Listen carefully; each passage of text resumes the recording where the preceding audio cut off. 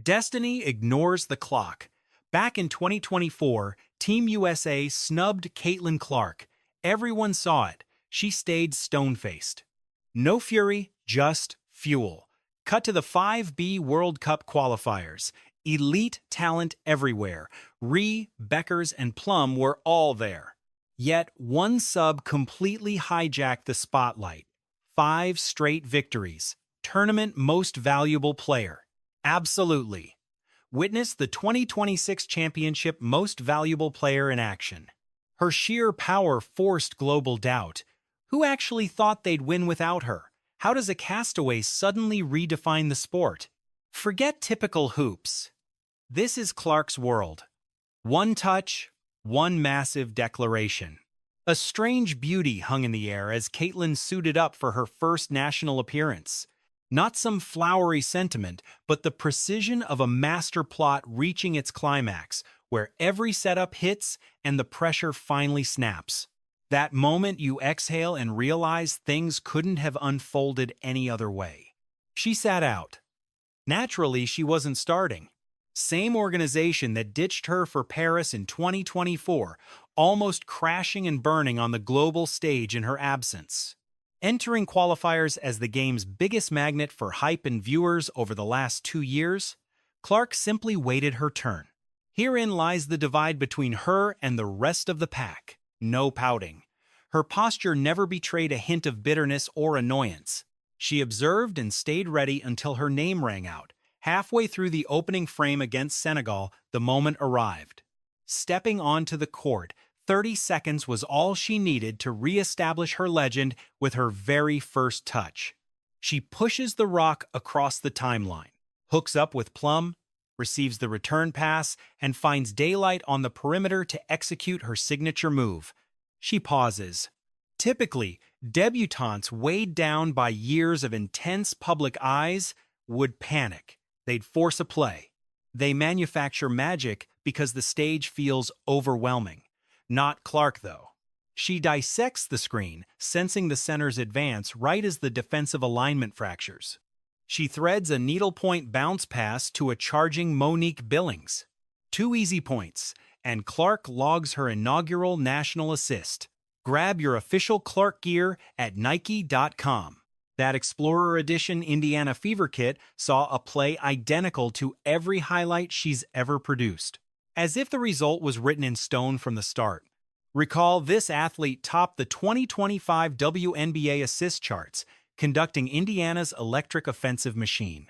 Even with non-stop heat from critics, her selfless prophetic vision earned the respect of her Indiana locker room. Those instincts didn't evaporate with a new uniform. The arena just got bigger. Minutes later, Plum drains a wide-open tray off another brilliant Clark red. Pick your poison. How do you even plan to shadow Kelsey Plum? Then came the moment. Clark goes off-ball, ghosting from the corner to the wing before snagging the rock and unloading a long-range missile instantly. Splash! Her debut bucket for the national squad. The haters surely whispered about luck. Clearly, those folks haven't spent 5 minutes watching her. Real fans knew exactly what they just witnessed. Not chance, just fate wearing number 10. Yet the most vital detail won't appear in stats or viral clips. Her absolute poise. Facing the planet's grandest basketball platform, Clark officially introduced herself to the world. She assumed command of the American squad despite being flanked by athletes she's had well-known friction with, all while the world either bowed down or sharpened their knives for 2 years. Her aura is eerily calm, totally unfazed by the noise. As if the stage is tiny. She's lived this before where it counts. She is the ultimate floor general. Defenses are helpless. Fever fans recognize the routine by now. Scoring is secondary. She conducts the symphony. She spots lanes before they even open up. Her range forces defenders into a panic, leaving them vulnerable to her elite passing. Senegal, Puerto Rico, Spain, they all learned. She maintained this uncanny level of focus despite only seeing about 20 minutes of action per game. Observe her masterful execution within the screening game. Your defensive scheme is irrelevant. Try dropping back if you wish. She snaps a step-back triple before the center even gets set. Pressure her hard. Dancing past the defender, she reads the floor instantly, whipping a cross-court bullet right into the shooter's pocket. Switch it. Suddenly, she is punishing smaller guards inside or feeding the rolling big man. There is simply no right answer when Clark conducts the screening game, which truly sets her apart from every other peer today. Watching the connection with Rhyne Howard develop throughout these contests was a beautiful sight. Naturally, Howard can burn you from deep. She gets the rock and does not even hesitate. They have clashed in the pros, we all know that, but playing together makes everything click. Clark shifts the defense toward the left sideline during a pick play, sucking in 3 defenders before firing a laser across the hardwood for Howard's wide-open shot.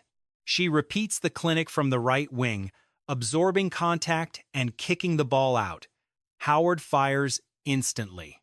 Mirror image play, same lethal outcome.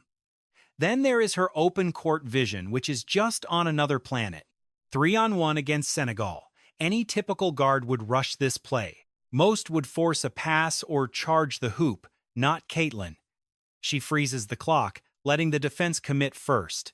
At the precise heartbeat they lean, she zips the ball to Billings, crashing the paint. No extra dribbles, just perfect touch for an easy bucket. It sounds basic on paper. It even looks effortless on the screen, but that level of synchronization and transition while wearing a new uniform among new faces is anything but easy. That is greatness. She finished the Senegal match with 17 points and 12 assists in 19 minutes, flirting with records. All while coming off the bench, which quickly shifted from an interesting choice to feeling like a total insult. However, Caitlin Clark does not play those petty games. She just produces. Old grudges have melted into pure, lethal chemistry. Here is the plot twist nobody saw coming, even in their wildest dreams: Caitlin Clark and Angel Reese. These two have had more ink spilled over their supposed feud than almost any pair in modern history. Now they are Olympic teammates, Reese working off a screen from Boston. Both have been cast as symbols in a heavy cultural debate surrounding women's sports, involving race, fandom, and the pressure of competing at the summit in today's loud media landscape. Now, they are orchestrating plays together for the national team. Look at this. Angel sets a brick wall for Clark on the wing. Clark reads the floor and fakes. She threads a perfect bounce pass to Angel, who overpowers her defender to score just like she does in Chicago. It is flawlessly executed and pure. This is selfless hoops from a superstar who could have played for herself but chose to elevate everyone else instead. Recall that high-stakes moment against Spain, Caitlin handling the ball under heavy fire. 2.5 seconds left. A slim lead. She stays icy. No overthinking. She spots exactly where Angel is carving out space. A sharp pass finds its mark, and Angel beats the clock with a smooth right-handed finish. In that split second, the whole media-driven rivalry felt tiny compared to the greatness they were building together. Then Paige Bueckers joined the fray, adding a completely different flavor to the mix. When you put 2 master playmakers on the court, magic happens. Caitlin gets to hunt for shots off the ball, sprinting through screens and attacking from angles she rarely sees. They are always instructed as scoring threats inside, to establish position early, and watching her neutralize defenders while weaponizing that newfound freedom was truly spectacular to witness. Bueckers drives the baseline, draws the crowd, and finds Clark drifting to the arc. Catch, shoot, money every time. Clark returns the favor for Bueckers just moments later, pulling the entire defense's focus exactly where she wants it. Just watch her thread the needle to Paige for that wide-open corner 3. It is a seamless, mutual rhythm, 2 world-class talents putting absolute faith in one another on the fly. Witnessing this grow game by game, you feel a genuine bond forming rather than a stage show for the cameras. The most striking takeaway from these plays is how effortlessly Caitlin Clark elevates every single teammate on the floor. She is never a ball hog. She finds true bliss in the vision, the anticipation, and the perfect setup. That electric chemistry with Kelsey Plum remained a constant driving force throughout the entire tournament. Rapid-fire touches and lightning ball movement. Plum finding Clark off screens while Clark returns the favor on kickouts. Look at that sequence against Spain. The ball zips from Kiki to Buchers to Clark without a single bounce. Clark drills the three as if she has mastered that exact play for 10 years. That is elite court feel. It works instantly, regardless of the lineup or setting. It is about grit, defense, and the total picture. We need to be direct here, because a certain myth about Caitlin Clark refuses to die despite mountains of evidence. This tired narrative that she is a liability on the defensive end, that coaches must hide her, that powerhouse guards bully her, and that she is the weak link teams should target. The detractors have been singing that same song since her college days at Iowa. They shouted it the moment she made the jump to the WNBA. They brought it up whenever Indiana gave up points. To be fair, her rookie year gave them some fuel. Caitlin Clark was the top overall pick and the undisputed WNBA Rookie of the Year. She was adjusting to a faster, stronger league. That is fair. But critics refuse to update one thing: their own perspective. The Caitlin Clark playing defense now is not the same rookie who debuted in 2024, still finding her pace. That girl was a work in progress. This version is dangerous, and this tournament just ended the debate for good. Just look at that lightning-fast interception she pulled off against New Zealand. New Zealand tries to build momentum, but Caitlin Clark shuts them down once again. Team USA is locked in on defense as New Zealand executes a basic pick and roll. It is a play run 1,000 times, yet before the pass is even made, Caitlin is already gone. She decodes the play early, swarms the ball handler with perfect timing, and rips the possession away cleanly. A full sprint to the other end for the easy finish. That was no lucky bounce or random deflection. That was not a gamble that happened to pay off. That was pure basketball intelligence at its peak. This is a player who reads spacing and body language well enough to beat the passer to their own target. It is the same genius that makes her a legendary playmaker, just applied to the defensive side of the ball. Then there is that sequence against Spain, which might be the most criminally overlooked defensive moment of the entire competition. Fever fans who followed her through 2024 and 2025 saw her master these reads in real time. The instant recognition, the explosive movement, and the total commitment to the play without a second thought. Against Spain, her game looked like the finished product. Howard pushes the break, the Spanish big boards but stumbles. Before she can even decide where the outlet is going, Clark has already cut off the escape route. She glides through the lane, snatches the pass, and converts the easiest 2 points she scored all tourney. Defense straight into offense with zero hesitation. That is absolute clinical efficiency. That is not just a role player making a hustle play. That is an elite winner seeing the game's flow. Everything is connected, and every moment is an opening if you are paying close enough attention. There is also a hidden gritty physicality to her game that the highlight reels usually overlook. Remember when she was trapped in a triple team against a European side?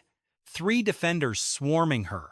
Most guards would panic and kill the dribble or throw a prayer into the crowd. Not Clark.